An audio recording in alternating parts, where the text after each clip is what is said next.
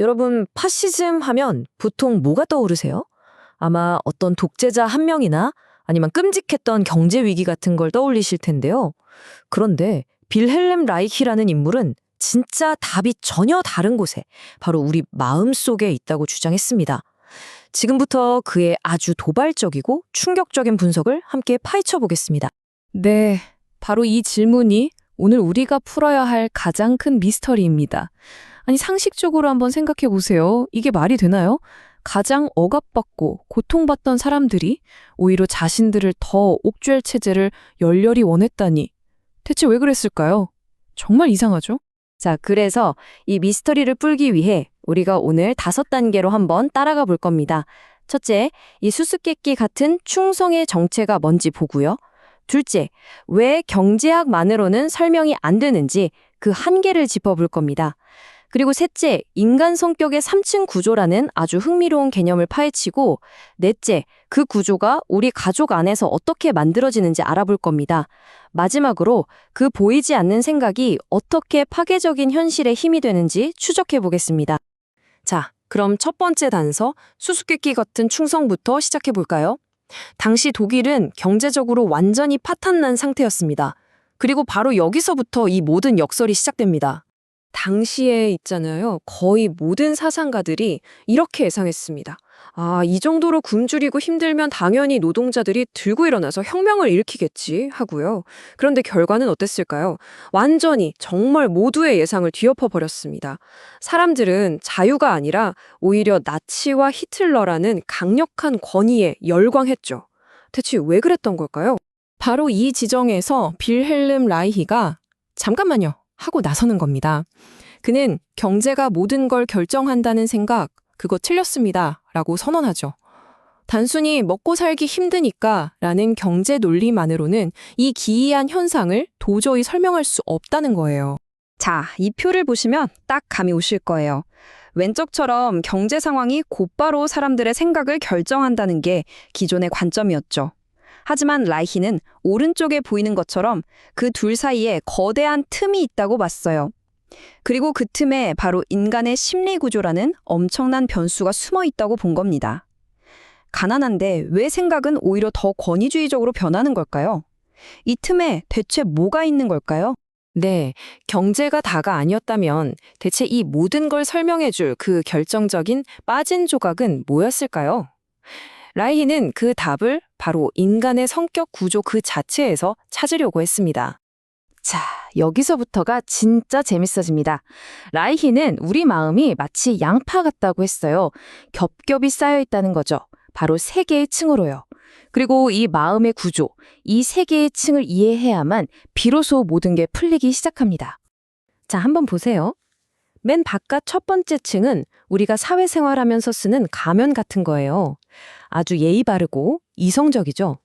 그리고 맨 안쪽, 가장 깊은 3번째 층은 우리 본연의 모습, 아주 순수한 핵심입니다. 뭐 사랑이라든지 기쁨 같은 자연스러운 감정들이죠. 그런데 진짜 문제는 바로 이 가운데 낀 2번째 층입니다. 여기에 온갖 억압된 욕망, 공격성, 잔인함 같은 것들이 꽁꽁 숨겨져 있다는 거예요. 그리고 라이히는 파시즘이 바로 이 중간층이 뻥 하고 터져나온 거라고 본 겁니다. 이거 정말 충격적인 주장이죠. 파시즘이라는 게 저기 멀리 있는 어떤 악마 같은 사람들의 이야기가 아니라 어쩌면 바로 우리 이 평범한 사람들 마음속에 있는 무언가가 폭발한 결과일 수 있다는 거니까요. 아니, 그러면 이렇게 위험한 마음의 구조는 대체 어디서 어떻게 생겨나는 걸까요? 라이히는 그 뿌리가 아주 가까운 곳, 바로 가족에 있다고 봤습니다. 라이히는 이런 성격을 권위주의적 성격 구조라고 이름 붙였어요. 핵심은 이겁니다. 어릴 때부터 계속 본능을 꾹꾹 누르다 보니까 성격이 마치 갑옷처럼 딱딱하게 굳어버린 상태를 말하는 거죠. 그래서 이런 사람들은 자유를 주면 오히려 불안해하고 두려워하게 된다는 겁니다. 구체적으로는 이런 환경에서 만들어지는 거예요. 권위적인 가정에서 아이의 자연스러운 호기심이나 활력을 억누르죠. 그리고 아버지로 대표되는 권위에 절대적으로 복종하라고 가르칩니다. 자기 욕구를 표현하기보다는 참는 게 미덕이라고 배우게 되고요.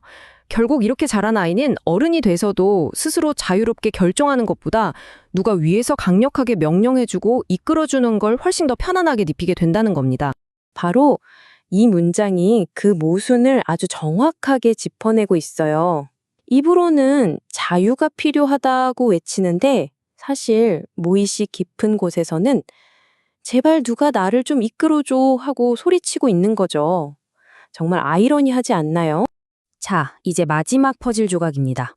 그렇다면 한 사람 한 사람의 이런 심리 구조가 어떻게 사회 전체를 파괴하는 거대한 물리적인 힘으로까지 바뀔 수 있었을까요?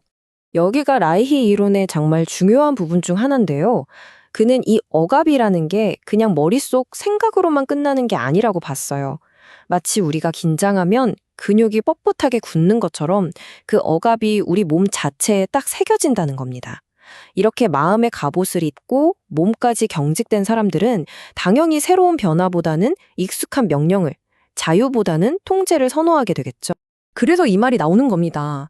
이데올로기는 더 이상 추상적인 생각이 아니에요. 수백만 명의 몸에 새겨진 이 경직된 구조가 모이면 그때 바로 사회를 움직이는 거대한 물질적인 힘이 되어버린다는 거죠.